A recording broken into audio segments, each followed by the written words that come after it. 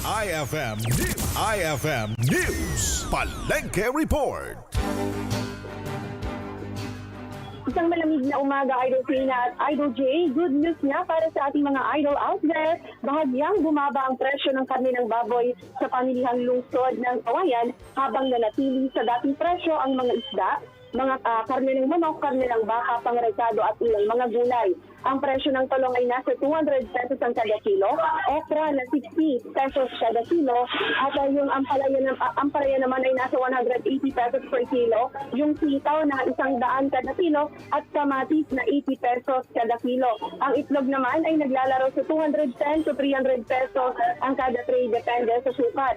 Samantalang isda katulad ng tilapia ay nasa 170 pesos ang isang kilo, yung na nasa 220 pesos kada kilo, yung bangus naman na nasa 240 pesos ang isang kilo. Yung galunggong naman na 300 pesos ang isang kilo, salmon head na 160 pesos per kilo, at tahong na nasa 100 to 120 pesos per kilo. Sa presyo naman ng karne ng baboy ay nasa 300 na lang to 340 pesos ang isang kilo, na dati ay nasa 360 ang isang kilo. Yung karne naman ng baka ay nasa 400 pesos per kilo, habang ang manok naman ay nananatili pa rin nasa 200 pesos kada kilo. Ayon sa ating mga nakausap na tindera at tindero, bumaba ang live weight, kaya bumaba ang presyo sa merkado ng karne ng baboy, at nakadepende lamang sila sa kanilang mga suppliers. Sabi nga nila ay kung mataas ang bigay ng supplier, ay syempre itataas rin nila ang presyo, at kung mababa naman ang bigay ng kanilang supplier, ay ibababa rin nila ang presyo nito sa merkado. At tinanong natin yung mga vendors kung usually ba kapag malapit na ang Pasko at bagong taon o sa mismo okasyon ay nagtataas sila ng presyo, at sabi nila hindi sila magtataas ng presyo kung hindi itataas ng kanilang supplier ang bigay ng kanilang mga produkto.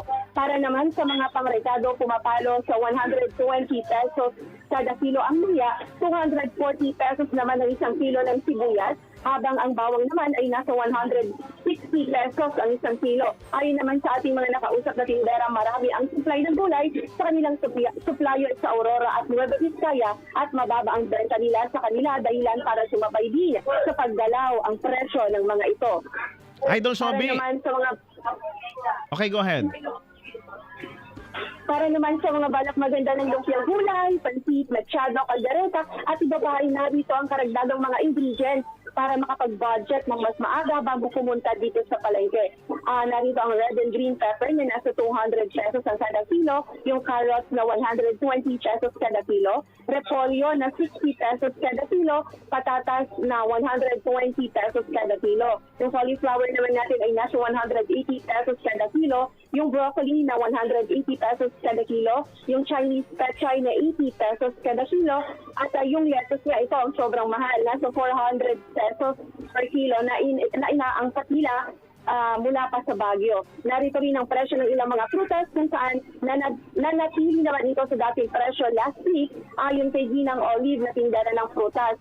Narito ang apple na 15 to 35 pesos ang kada piraso, orange na 10 pesos to 35 pesos each, yung peras naman na 35 to 40 pesos each, yung violet grapes na nasa 280 pesos kada kilo, yung pakwan naman na 45 pesos, pinya na 70 to 150 pesos, yung mangga naman ay nasa 170 to 180 pesos ang kada kilo, at yung kiat-kiat naman na 80 pesos yung kada balot.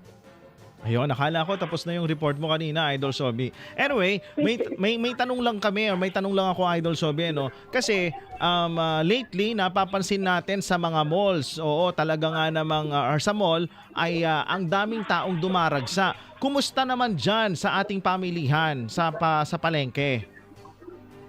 As of now, na ilang araw na lang bago magpasko at magbagong taon ay nakapanayan natin yung mga tindera dito na sabi nila matumal daw yung mga customers nila, kaya matumal din yung benta nila. Pero sa ngayon, sa oras na ito, Idol Sobe, kumusta ba ang daloy ng mga mamimili? Sa ngayon ay kung makikita natin sa ating likuran ay wala pa, no, mangilan-ngilan pa lamang, lalo na doon sa may parte ng mga tindahan ng mga gulay, mga karne, ay mangilan-ngilan pa lamang yung mga pumupunta dito sa palengke. How about yung ating trapiko dyan, Idol Sobi? At ngayong medyo maulan na naman, tayo sinalubong ng ang ating umaga. As of 7, 8 a.m. na ngayon ay wala pa namang masyadong mga sasakyan dito sa palengke kaya maluwag pa naman ang daan dito. Maraming salamat, Idol Sobi Gagarin. Para sa Palengke Report, ako si Idol Showbiz Nagarin. Idol! IFM News Palengke Report.